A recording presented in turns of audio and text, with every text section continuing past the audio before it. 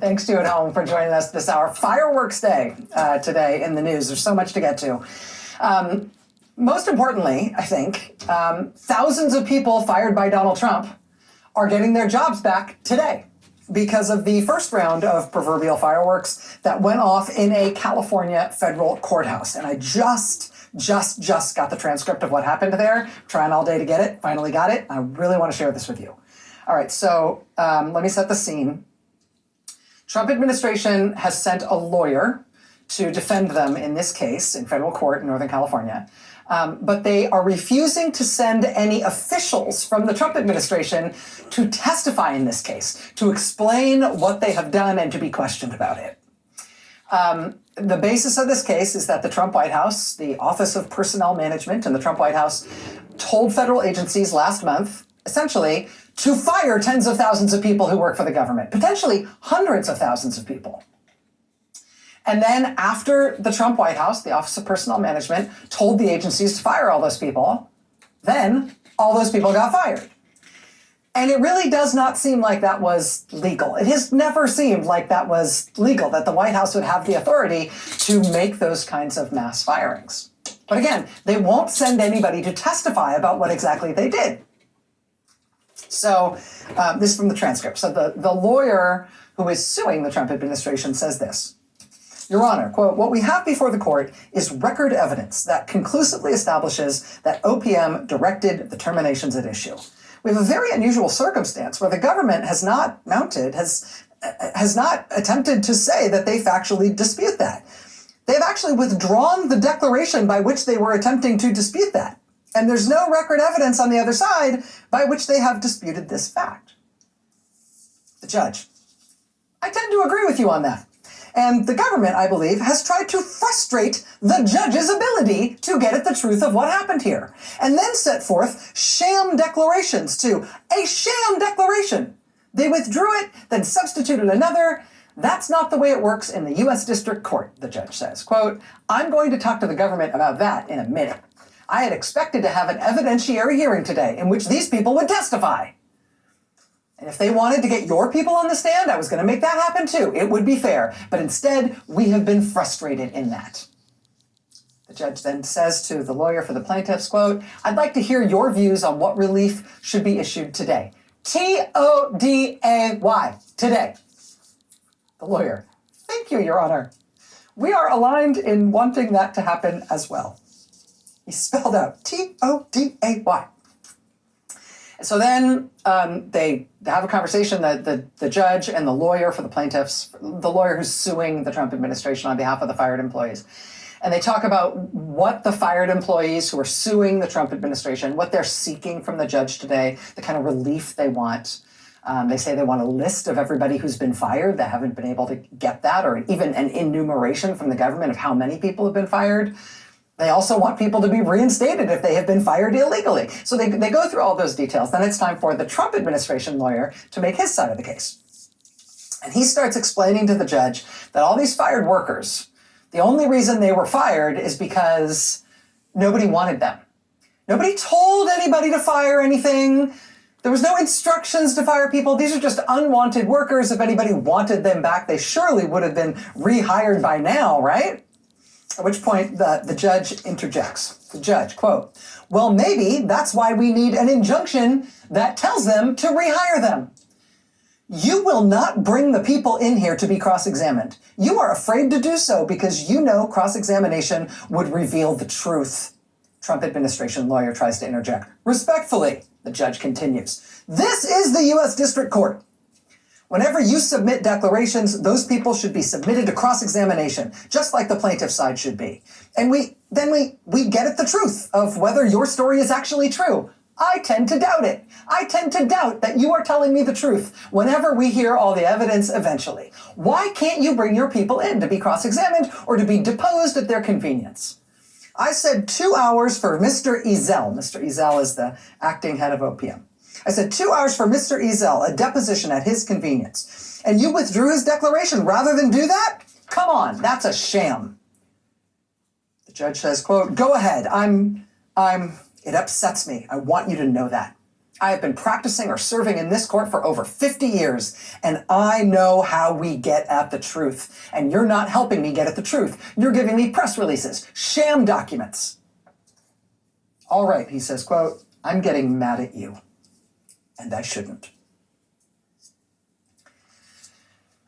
The judge then decided in this hearing today that he wasn't going to wait to give a written ruling. He decided, you know what, I've heard enough.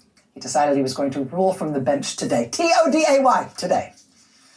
So he started with this, the judge, quote, on February 13th, 2025, a briefing paper from Human Resources Management at the Forest Service says this, quote, all, that's spelled A-L-L, all federal agencies, including the Department of Agriculture, were notified on February 12th by the Office of Personnel Management to terminate all employees who have not completed their probationary or trial period.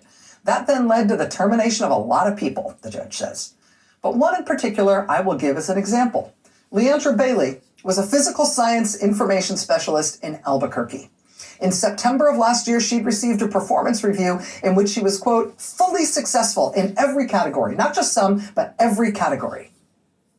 On February 13th, she was terminated using the OPM template letter. Because in addition to directing these terminations, OPM gave a proposed letter, and the letter said, I'm reading from it, Memorandum for Leandra Bailey, February 13th, from the Director of Human Source Management at the U.S. Forest Service. This is just one sentence, quote, the agency finds, based on your performance, that you have not demonstrated that your further employment at the agency would be in the public interest, close quote. And then the judge says, this, despite the fact that her most recent review was fully successful in every category. The judge says, now, how could it be, you might ask, that the agency could find that based on her performance when her performance had been stellar? The reason OPM wanted to put this based on performance was, at least in part, in my judgment, a gimmick. Because the law always allows you to fire somebody for performance. And the judge says this, now, what I'm about to say is not the legal basis for what I'm going to order today, but I just want to say it. He says, quote, it is a sad day when our government would fire some good employee and say it was based on performance when they know good and well that's a lie. Excellent in all, fully, what was the phrase? I don't want to misstate it. Quote, fully successful in every category, yet they terminate her based on her performance. That should not have been done in our country. It was a sham in order to avoid statutory requirements. It also happens to be that whenever you fire somebody based on performance, then they can't get unemployment insurance. So that makes it even worse, doesn't it? And then it makes it even worse because the next employer is going to say, well, have you ever been terminated based on performance? They're going to have to say yes to thousands of people. It is illustrative of the manipulation that was going on by OPM to try to orchestrate this government-wide termination of probationary employees. Quote, the court finds that OPM did direct all the agencies to terminate probationary employees. The court rejects the government's attempt to use these press releases and to read between the lines to say that the agency heads made their own decision with no direction from OPM. The relief that's going to be granted is as follows. First, the temporary restraining order will be extended. The VA shall immediately offer reinstatement to any and all probationary employees terminated on or about February 13th or 14th. This order finds that all such terminations were directed by defendant OPM and were unlawful because OPM had no authority to do so. Further, the VA shall cease any and all use of the template termination notice provided by OPM and shall immediately advise all probationary employees terminated February 13th and 14th that the notice and termination have been found to be unlawful by the U.S. District Court for the Northern District of California. The VA shall cease any termination of probationary employees at the direction of OPM. To repeat, this order holds that OPM has no authority whatsoever to direct, order, or require in any way that any agency fire any employee. Now, given the arguments and the facts in this case, namely that defendants have attempted to recast these directives as mere guidance, my order today, quote, further prohibits defendants from giving guidance as to whether any employee should be terminated. Any termination of agencies' employees must be made by the agencies themselves, if made at all, and they must be made in conformity with the Civil Service Reform Act and the Reduction in Force Act and any other constitutional or statutory legal requirement. He says, quote, in 7 calendar days, relief defendant, VA, the VA shall submit a list of all probationary employees terminated on or about February 13th and 14th with an explanation as to each of what has been done to comply with this order. Then the judge says this. Now, this order so far has only mentioned the VA, the Veterans Administration. But the same relief is extended, and I'm not going to repeat it, but I'm extending the same relief to the Department of Agriculture, the Department of Defense, the Department of Energy, the Department of the Interior, the Department of Treasury. And so it's the VA plus all those other agencies. He says, and this is without prejudice to extending the relief later in further to other agencies. The judge then closes with this. I will try to get out a short memorandum opinion that elaborates on this order, but this is the order, and it counts effective immediately. Please don't say, oh, I'm waiting for the written order. This is the order from the bench. And then the judge then closes with this admonition to the Trump administration lawyer. Quote, if you want to appeal to the Court of Appeals, God bless you. I want you to, because I'm tired of seeing you stonewall on trying to get at the truth. And that is how thousands of people who work in our government, who Donald Trump and his top campaign donor tried to fire, that is how thousands of Americans got their jobs back today. At the VA, at USDA, at the Defense Department, at the Department of Energy, at the Department of Interior, which includes the National Park Service, at the Treasury Department, which of course includes the IRS. The court ruling also means that the Office of Personnel Management, which they've been using as like the central office for all this stuff that DOJ has been doing, right? The Office of Personnel Management at the White House can no longer tell anyone anything about anybody who should be fired for any reason from any part of the US government. This is the order. You know, after getting reamed out like that and losing so resoundingly in court, I mean, they didn't just have what they've done already reversed by a judge. It wasn't just that thousands of people got their jobs back today. It was not only that this judge told the agency, don't you even try to do anything like that ever again. Oh, and by the way, what you've been telling this court appears not to be true, and you'll be under oath before this court if you want to keep telling porky pies to a federal judge. You'll do it in person and bear the consequences. I mean, after a government agency gets sliced and diced and julienned like that, like the OPM did today in court, in this case, you would, under normal circumstances, expect the agency in question to put out a statement in response, like through their spokesperson. That said, in this case, the spokesperson for this particular agency, the Trump administration's spokesperson at OPM, didn't put out a statement today. You know, she was probably busy. Yesterday, we learned from CNN that inside her office at OPM, the OPM spokesperson has been very busy posting dozens of fashion influencer videos inside her government office, in which she blows kisses and twirls and shows off all her different looks. And then she posts links where you can go buy the amazing fashion that she's wearing to her job in the office where she works as the spokesperson for OPM. That is the spokesperson at the agency that has been firing thousands of park rangers and scientists and nuclear security experts. Because obviously those people don't deserve their jobs, unlike #her and the Trump folks, right? Who definitely know what they're doing and who definitely deserve their jobs because they're doing such a good job at them. That story about the OPM spokesperson broke yesterday. Apparently she still has her job today because, well, why shouldn't she? Meanwhile, here's how the Trump administration is doing with its management of the federal government. Just in today's news, this is from the Washington Post. Quote, last week, amid the scramble inside federal agencies to meet Trump's return to office mandate, one CDC employee received links to a new government-wide initiative promising to connect those who need workspace with those who have extra seats. When the CDC employee entered her home address to find nearby offices, she was surprised to receive suggestions for a closed Subway sandwich shop and a self-storage facility. Another member of her CDC team was directed to a post office. So they work at the CDC. They were told to report for work. The Trump administration told them to report for work at a post office or a closed Subway sandwich shop or a mini storage. CDC employees. Sure, try it, see how it goes. Quote, another worker from a federal scientific agency was asked by an administrator to fill out a similar space request form, part of a Trump administration rollout of such services, including one they're calling Space Match, aimed at connecting federal employees with offices where they could work. When the federal scientific agency worker entered her information, the two closest offices to which she was recommended did not seem to be federal offices at all. Quote, one appeared to be a building in an industrial zone that appeared to host support groups for people dealing with alcohol or debt problems. The other appeared to be a private home in a 4-unit building.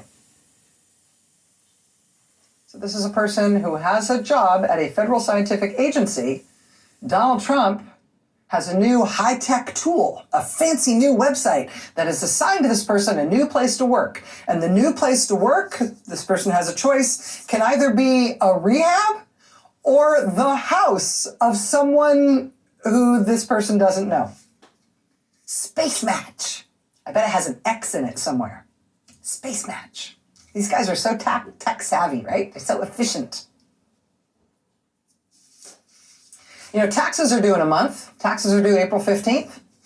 This week, Donald Trump, in his infinite wisdom, told people who work at the IRS that they should show up to work at buildings for which there are no desks for them. Quote, they have people in conference rooms, cafeterias, and even some closets. A Q&A handout was given to IRS employees. It included this question: how should I store my laptop and accessories at the end of the day if I don't have a permanent desk? The answer, quote, employees should secure their laptops and equipment in secure locations, such as via cable lock to a designated storage area, locker, or permanent furniture fixture. This is what they're telling IRS to do.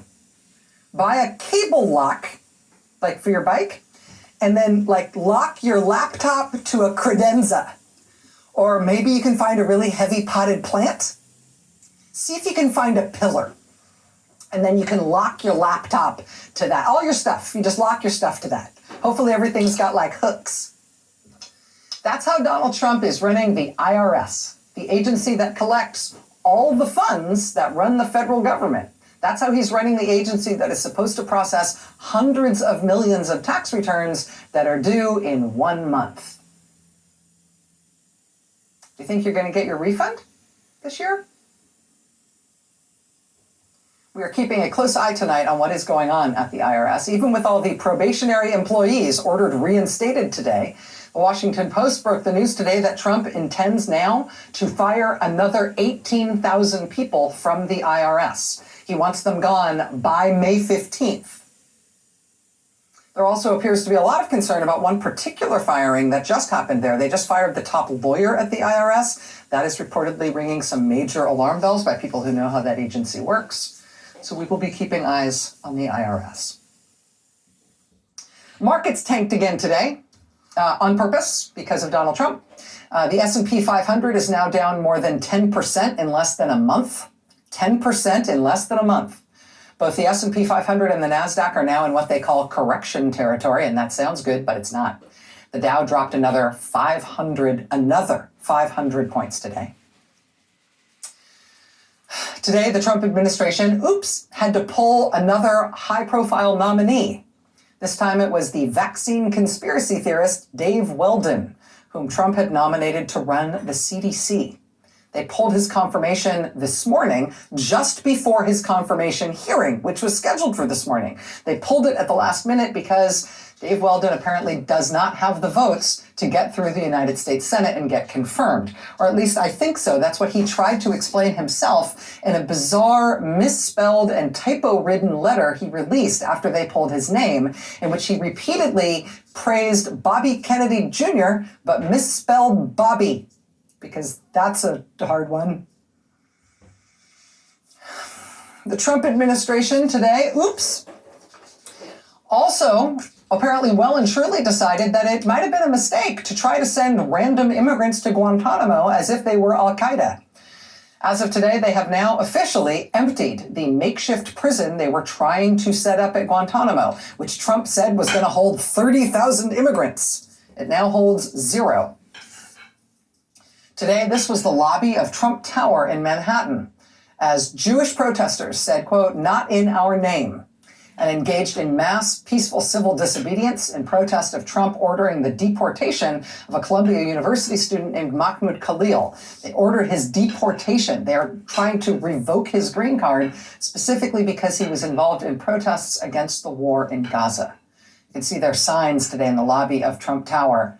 "Come for one, face us all." Fight Nazis, not students. Jews say do not comply. Dozens of people were arrested in that act of civil disobedience today by Jewish activist groups.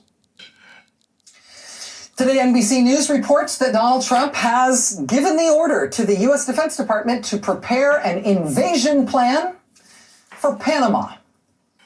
To prepare an invasion plan for the United States to send U.S. troops to Panama to invade that country to seize the Panama Canal by force. He has given the order to the Defense Department to prepare that plan. And you know what? I'm sure the American people are going to love that. Everybody's going to sign right up to follow, Corporal Vance into an invasion of Panama. Trump today continued to insist that Canada must become the 51st state in the United States. He says that is the only way out of the tariff insanity he is currently using to butcher the economies of both our countries. That's the way out, he says. Canada has to become the 51st state, or he's going to keep doing what he's doing. In the Oval Office today, Trump insisted in front of the head of NATO that the United States is going to annex Greenland. He said today he thought, quote, that would happen. The Prime Minister of Greenland responded by saying that he is convening the leaders of all Greenland's political parties to, quote, tighten our rejection of Trump. In Denmark, the reaction was clear as a bell. The head of the Defense Committee in the Danish Parliament said tonight in response, quote, it would mean war. He said, quote, it would mean war between two NATO countries.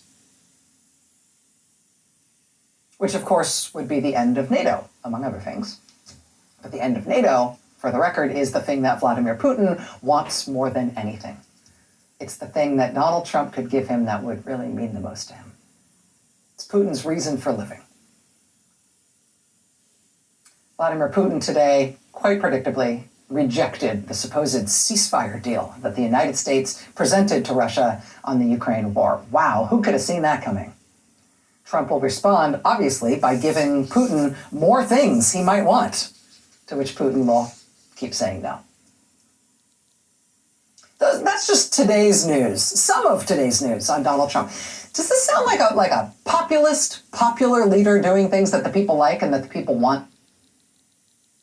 I mean, just on the Russia thing, new Quinnipiac polling out today, which country comes closer to sharing the values of the United States, Ukraine or Russia? The American people say Ukraine, 65%, Russia, 9%. Same poll. Is Donald Trump not tough enough on Russia? Correct. Donald Trump is not tough enough on Russia, says more than 60% of the American people. Here's a straight up clear view. Do you have a favorable or unfavorable view of Vladimir Putin? The proportion of Americans who have a favorable view of Vladimir Putin is 7%. The proportion of Americans who have an unfavorable view of Vladimir Putin is 81%. And where would you put Donald Trump in that mix? The U.S. economy and the U.S. government and all of America's international relationships are being set on fire by a leader who is being opposed in the courts for his illegal actions and who is being opposed in the streets by a public that is increasingly horrified by what he is doing. There is not going to be an easy way out of this, but there is going to have to be some kind of way out of this. This is a collision course from 10 different directions. Congressman Mike Levin joins us straight ahead. Stay with us.